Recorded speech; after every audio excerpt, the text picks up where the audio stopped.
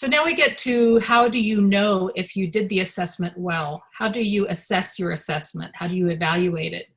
One thing to look at is whether you answered the assessment questions. So if you remember, we talked about assessment should always have a question. You don't just do assessment for assessment's sake. So if you go back and you look at what your questions were and see that you've answered them all and answered them well, then you know you've done a good job at assessment. If not, you may need to go back and look at some of those questions again and see what you missed. Did you assess the whole child? Did you look at all aspects of the individual?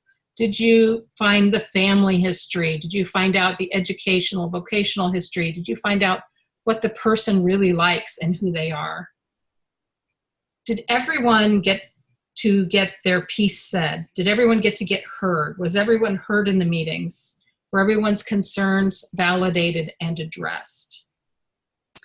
Did you end up with everybody in agreement on the plan that's going to come forth from this whole assessment? Is everybody on the same page? If people are still kind of not on the same page, then you need to do some more work to get that collaboration going. Is the assessment, are the results driving the program and the plans?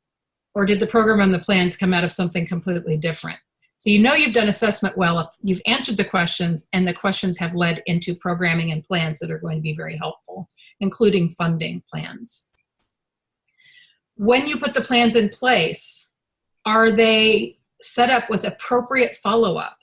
So it's not just something that's getting filed away, but it's something that people are revisiting. Is someone responsible for revisiting this and making sure it happens? Is there a team leader that's going to help this person achieve their dreams and avoid their fears, as in the person-centered plan? And do these plans lead to a positive future in the community? We can have goals and objectives that say, Nancy will learn her times tables to 8. And that's wonderful. How does that lead to a positive future for me in the community? Well, it means that I get to go into the next maths class, and that leads me into college education. And in that sense, that works. But for some individuals, is that really what they need to lead to a positive future in the community? For my own son, I would have said no. I would say what he needs is friends and supports. He needs people around him so that his future in the community has people who know him. And everywhere he goes in our community, people know him. So think about the outcomes that you are building here and how they really move the person toward the future.